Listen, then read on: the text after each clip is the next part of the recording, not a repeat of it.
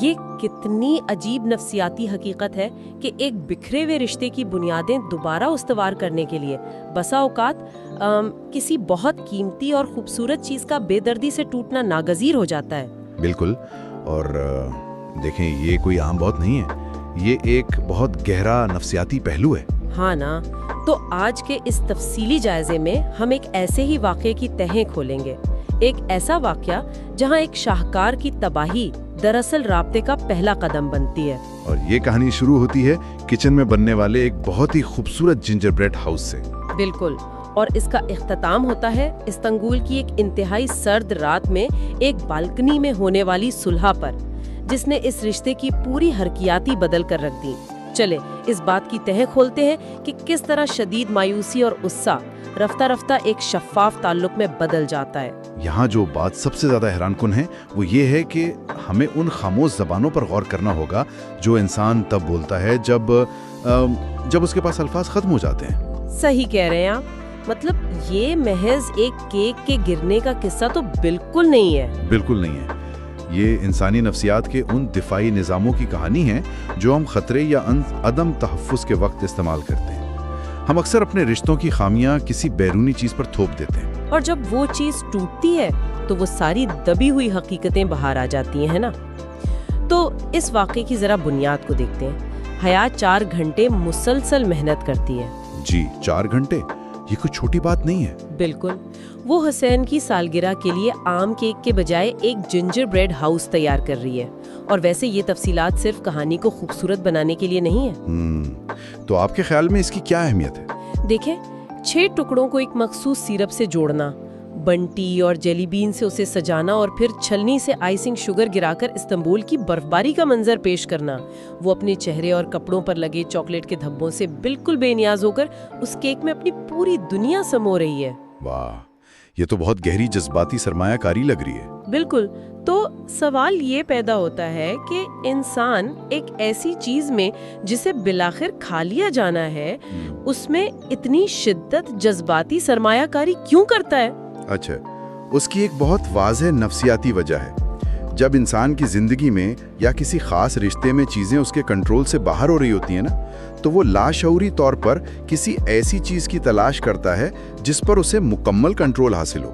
میں سمجھ رہی ہوں، مطلب حیا کے لیے وہ جنجر بریڈ ہاؤس اس کی اپنی داخلی کیفیت کا ایک استعارہ تھا۔ بالکل صحیح کہا آپ نے۔ وہ جہان کے ساتھ اپنے الجھے ہوئے تعلق کو تو فوراً ٹھیک نہیں کر سکتی تھی نا، اس لیے اس نے اپنی ساری توانائی اس کیک کو بے عیب اور مطلب پرفیکٹ بنانے میں لگا دی۔ ہاں، وہ نفسیاتی طور پر کیک اس کی ان تمام کوششوں کی علامت بن گیا تھا جو وہ اپنی زندگی کو خوبصورت بنانے کے لیے کر رہی تھی۔ وہ محض چینی اور میدا نہیں تھا یار، وہ اس کی امیدوں کا ایک مادی وجود تھا، اور اسی لیے اس کا ٹوٹنا اتنا تکلیف دہ تھا۔ اور پھر وہ بدقسمت لمحہ آتا ہے، وہ ٹرے اٹھا کر کامن روم میں داخل ہوتی ہے، سب کی نظریں اس پر ہیں، اور اچانک دروازہ کھلتا ہے، تیز، اچانک اور پوری قوت سے، اور پھر وہ ٹرے ہاتھ سے چھوٹ جاتی ہے۔ ہاں، وہ شاہکار، وہ 4 گھنٹے کی محنت فرش پر بکھر جاتی ہے، اور دروازہ کھولنے والا کوئی اور نہیں، جہان تھا۔ اس لمحے جو سناٹا چھاتا ہے نا، اور اس کے بعد حیا کا جو رد عمل سامنے آتا ہے، وہ واقعی چونکا دینے والا ہے۔ جی، وہ کیا کرتی ہے؟ وہ کریم والا ایک ٹکڑا اٹھاتی ہے، پوری قوت سے جہان کے منہ پر مارتی ہے، اور چلاتی ہے کہ تم میری زندگی میں عذاب اور دکھ کے علاوہ کچھ نہیں لائے۔ یہ ایک بہت بھاری جملہ ہے۔ کیا ایک حادثاتی طور پر گرنے والے کیک پر کوئی ایسا رد عمل دیتا ہے؟ یہیں پر انسانی نفسیات کا ایک بہت دلچسپ میکانزم سامنے آتا ہے، جسے کلینکل زبان میں ڈسپلیسمنٹ یا جذبات کی منتقلی کہا جاتا ہے۔ اچھا، ڈسپلیسمنٹ، یہ کیسے کام کرتا ہے صورتحال میں؟ دیکھیں، جب کوئی انسان ایک طویل عرصے تک نظر انداز کیے جانے یا جذباتی گھٹن کا شکار رہتا ہے تو وہ اس غصے کو براہ راست اس شخص پر نہیں نکال پاتا، کیونکہ اسے رشتے کے مکمل طور پر ختم ہونے کا ڈر ہوتا ہے نا؟ بالکل، اسی لیے دماغ ایک محفوظ بہانے کا انتظار کرتا ہے۔ وہ جنجر بریڈ ہاؤس کا ٹوٹنا وہ محفوظ بہانہ تھا۔ تو مطلب حیا کا وہ غصہ، وہ کریم کا ٹکڑا جہاں کے منہ پر مارنا، اور وہ تلخ الفاظ، یہ سب اس کیک کے لیے تھے ہی نہیں؟ بالکل نہیں، وہ دراصل ان تمام مہینوں کی مایوسی کا لاوا تھا جو اس حادثے کے سوراخ سے باہر نکل آیا۔ وہ جہان کو یہ بتا رہی تھی کہ اس نے نہ صرف اس کیک کو بلکہ اس کی وہ تمام امیدوں کو توڑا ہے جو اس نے اس رشتے سے وابستہ کر رکھی تھی۔ ہف، یہ تو بہت گہرا پہلو ہے۔ اور اس لاوے کے پھٹنے کے بعد کہانی کا منظرنامہ فوراً تبدیل ہوتا ہے۔ بند کمرے کی گھٹن سے نکل کر بیانیہ استنبول کی ایک جمتی ہوئی سرد رات میں ایک مصنوعی جھیل کے کنارے پہنچ جاتا ہے۔ جی، وہ سردی اور تنہائی کا منظر۔ ہاں، حیا وہاں بھاگ کر جاتی ہے، یخ بستہ پائی میں پاؤں ڈال کر پھوٹ پھوٹ کر رونے لگتی ہے۔ یہ جو سردی اور تنہائی کے منظر کشی ہے، یہ براہ راست اس کے اندر موجود احساس تنہائی کو منعکس کر رہی ہے۔ اور اسی تنہائی کے بیچ میں جب جہان وہاں آتا ہے تو جو گفتگو ہوتی ہے وہ مزید الجھنیں پیدا کر دیتی ہے۔ بالکل، وہ گفتگو دراصل دو مختلف زبانیں بولنے والے لوگوں کے درمیان ہونے والا مکالمہ لگتی ہے۔ جہان کا انداز انتہائی عملی اور منطقی ہے۔ وہ جیبوں میں ہاتھ ڈالے آتا ہے، معذرت کرتا ہے اور پھر ایک ایسا حل پیش کرتا ہے جو حیا کے نزدیک ایک گالی سے کم نہیں تھا۔ وہ نیا جنجر بریڈ ہاؤس لا کر دینے کی بات کرتا ہے نا؟ ہاں، وہ کہتا ہے میں تمہیں بالکل ویسا جنجر بریڈ ہاؤس بنا کے لا دوں گا۔ اب یہ سن کر تو کوئی بھی مزید غصے میں آ جائے گا۔ حیا کا جواب بھی بالکل کاٹ دار تھا کہ میری زندگی میں جنجر بریڈ ہاؤس سے بڑے مسائل ہیں۔ اگر ہم اسے بڑی تصویر سے جوڑ کر دیکھیں تو یہاں کمیونیکیشن یا ابلاغ کا ایک بہت بڑا خلا نظر آتا ہے۔ ہاں، وہ کیسے؟ حیا علامتی سطح پر بات کر رہی ہے۔ اس کے لیے وہ کیک ایک جذبہ تھا جسے بازار سے خریدا نہیں جا سکتا۔ جب جہان نے نیا کیک لا کر دینے کی پیشکش کی تو اس نے غیر ارادی طور پر حیا کی اس جذباتی مشقت کی توہین کی۔ مطلب وہ یہ پیغام دے رہا تھا کہ جو تم نے بنایا اس کی کوئی خاص قدر نہیں، یہ پیسے سے خریدا جا سکتا ہے۔ بالکل، لیکن دوسری طرف جہان کی نفسیات بھی سمجھنی ہوگی۔ مردوں کو معاشرتی طور پر مسائل کو حل کرنے والا یعنی فکسر بنایا جاتا ہے۔ ہاں، یہ تو ہے۔ جب وہ کسی کو تکلیف میں دیکھتے ہیں تو فوراً کوئی مادی حل پیش کر دیتے ہیں۔ جی، تاکہ خود کو بے بس محسوس نہ کریں۔ جہان کے پاس اس وقت حیا کے آنسو پوچھنے کے لیے مناسب الفاظ نہیں تھے، تو اس نے کیک کی پیشکش کر کے حالات ٹھیک کرنے کی کوشش کی۔ میں سمجھ رہی ہوں، لیکن اس جھیل کے کنارے ہونے والے اس مایوس کن مکالمے کے بعد کہانی ایک اور اہم موڑ لیتی ہے۔ حیا جب واپس اپنے ہاسٹل کے کمرے میں پہنچتی ہے تو اس کی دوست ڈی جے اسے ایک بہت گہری بات کہتی ہے۔ ڈی جے کا کردار اس پوری کہانی میں ایک بہت مضبوط آواز ہے۔ اس نے کیا کہا؟ وہ کہتی ہے کہ چیزیں وقتی ہوتی ہیں، ٹوٹ جاتی ہیں، بکھر جاتی ہیں، رویے دائمی ہوتے ہیں، صدیوں کے لیے اپنا اثر چھوڑ جاتے ہیں۔ انسان کو کوئی چیز نہیں ہرا سکتی جب تک کہ وہ خود ہار نہ مانے۔ واہ، یہ جملہ تو اس کہانی میں ایک آئینے کا کردار ادا کر رہا ہے۔ بالکل، یہ محض ایک مشورہ نہیں بلکہ زندگی کا ایک گہرا سبق ہے۔ دیکھیں، جب انسان غصے اور مایوسی کے غبار میں اندھا ہو جاتا ہے نا، تو اسے یہ احساس نہیں رہتا کہ وہ کسی بے جان چیز کے ٹوٹنے کا بدلہ ایک جیتے جاگتے رشتے کو توڑ کر لے رہا ہے۔ صحیح، اور ڈی جے اسے اسی حقیقت سے روشناس کرواتی ہے۔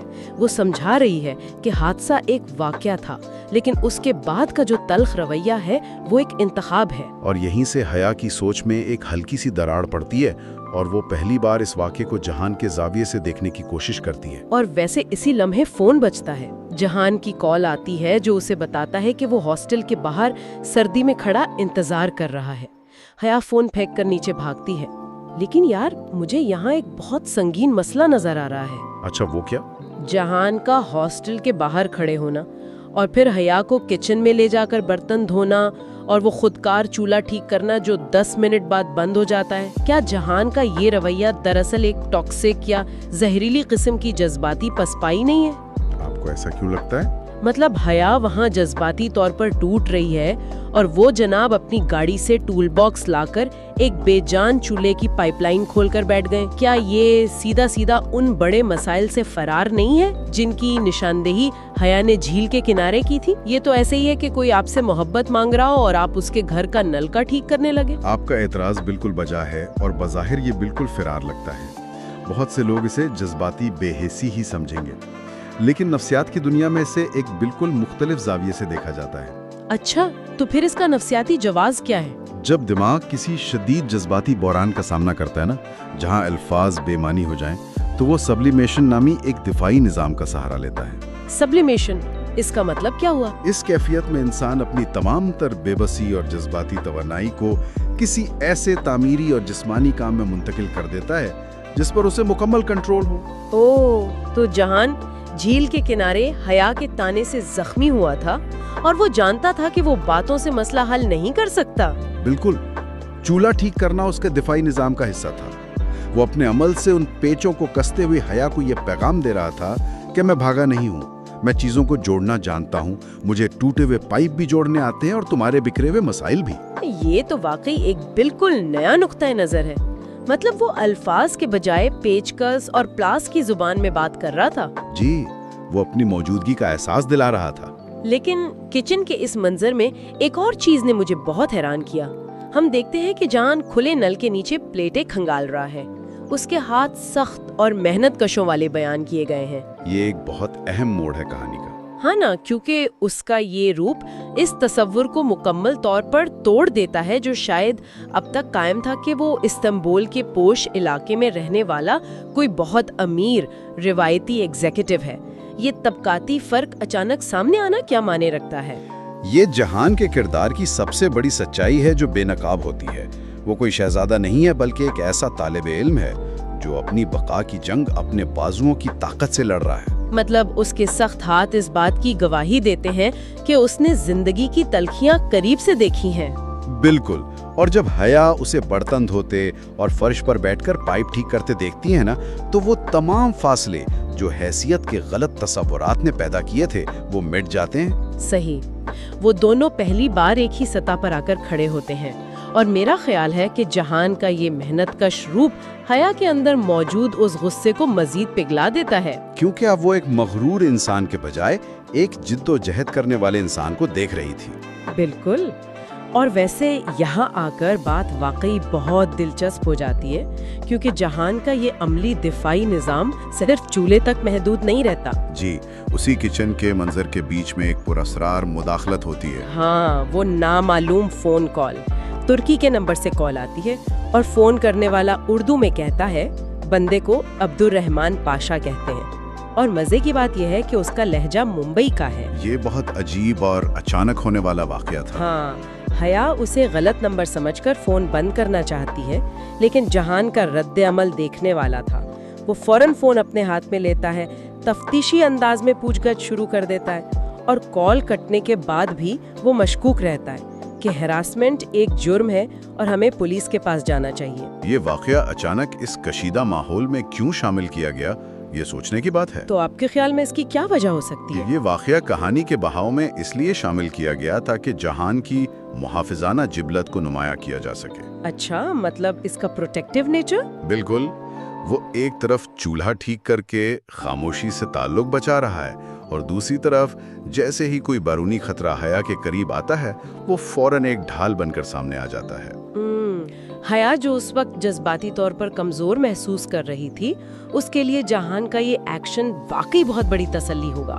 جی، اس پراسرار کال نے یہ ثابت کیا کہ جہان کی توجہ کا مرکز صرف وہ چولہا نہیں تھا، بلکہ اس کی ساری توجہ حیا کی حفاظت پر تھی۔ ہاں، اس واقعے نے حیا کو یہ باور کروایا کہ حالات چاہے کتنے ہی خراب کیوں نہ ہو، جہان اسے تنہا نہیں چھوڑے گا۔ اور اسی محافظانہ رویے کے بعد جب وہ چوتھے چولہے کو مستقل چلنے کے قابل بنا لیتا ہے تو ماحول کی کشیدگی بالکل ختم ہو چکی ہوتی ہے۔ ہاں، اور جب اسے یاد دلایا جاتا ہے کہ چولہے کو ڈائریکٹ کرنا غیر قانونی ہے تو وہ مسکرا کر بڑی لاپرواہی سے جواب دیتا ہے کہ اسٹوڈنٹس تو ویسے بھی سب غیر قانونی کام کرتے ہیں، چاہے اسموکنگ ہو یا کمروں میں مائکرو ویو رکھنا۔ اس ایک مسکراہٹ نے اس پوری رات کے تناؤ کو تحلیل کر دیا۔ بالکل، اور پھر اسی نرم پڑتے ماحول میں چائے کا کپ پیتے ہوئے وہ اچانک تقسیم اسکوائر پر ڈنر کی دعوت دے دیتا ہے، ہفتے کی رات 8 بجے۔ یہ دعوت محض ایک ڈنر نہیں تھا، بلکہ اس طویل اور جذباتی جنگ کے بعد ہونے والا ایک امن کا معاہدہ تھا۔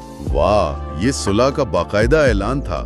مطلب ان دونوں نے ایک دوسرے کے تلخ ترین روپ کو دیکھ لیا تھا اور پھر بھی ایک دوسرے کے ساتھ بیٹھ کر چائے پینا قبول کیا۔ وہ غصہ، آنسو، تلخ الفاظ، سب کچھ اس گرم چائے کے کپ کے ساتھ بہہ چکے تھے۔ تو اس سب کا اصل مطلب کیا نکلتا ہے؟ بیانیہ ہمیں اس رات کے بالکل آخری حصے کی طرف لے جاتا ہے جو حیران انگیز طور پر پرسکون ہے۔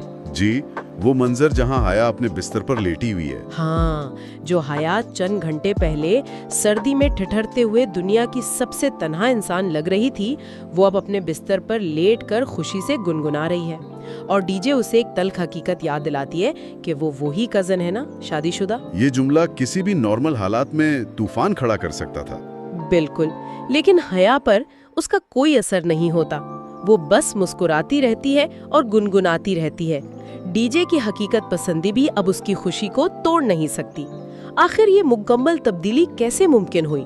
नफ्सियात में इसे पोस्ट कॉन्फ्लिक्ट क्लैरिटी यानी तनाज़े के बाद पैदा होने वाली शफाफियत कहा जाता है। अच्छा, इससे क्या मुराद है? देखें, इंसान के अंदर हमेशा ये डर होता है कि अगर मैंने अपना बदतरीन रूप दिखा दिया तो सामने वाला मुझे छोड़ देगा। हया ने उस रात अपने अंदर का सारा जहर उगल दिया था। वो रोई, चिल्लाई, तौहीन की, लेकिन जहां फिर भी वहीं खड़ा रहा। हाँ, उसने बर्तन धोए, चूल्हा ठीक किया और डिनर की ऑफर भी कर दी। बिल्कुल, जब आप किसी के सामने अपना सबसे बुरा पहलू आया कर दें और वो इंसान आपको मुस्तरद ना करे, तो उससे जो रिश्ता बनता है वो बेहद महफूज होता है। मतलब हया की खुशी उस डिनर की वजह से नहीं थी, बल्कि उस बेपनाह तहफ्फुज़ के एहसास की वजह से थी। अब उसे यकीन हो चुका था कि जहां उसका साथ नहीं छोड़ेगा। और यही वो नुक्ता है जहां डीजे की बात उस पर असर नहीं करती। ये वाकईतन एक गहरा और सबक आमोज पहलू है। हम सब अपनी जिंदगियों में बाज़ औक़ात खौल चढ़ाए फिरते हैं, डरते हैं कि सच्चे जज्बात का इजहार किया तो रिश्ते बिखर जाएंगे, और हम जिंजर ब्रेड हाउस जैसे मसनूई रिश्ते बनाकर उनकी हिफाजत में लगे रहते हैं। बिल्कुल, लेकिन इस वाक़े ने साबित किया कि रिश्ते उस वक्त गहरे होते हैं जब कोई चीज़ टूटती है और आप मिलकर उसके टुकड़े समेटते हैं। डीजे का वो फलसफा वाकई सच साबित हुआ कि चीजें वक्ती होती हैं, लेकिन रवैये दायम हो जाते हैं। जी, और जहाँ के अमली रवैये ने एक टूटे हुए केक के दुख को एक मजबूत ताल्लुक में बदल दिया।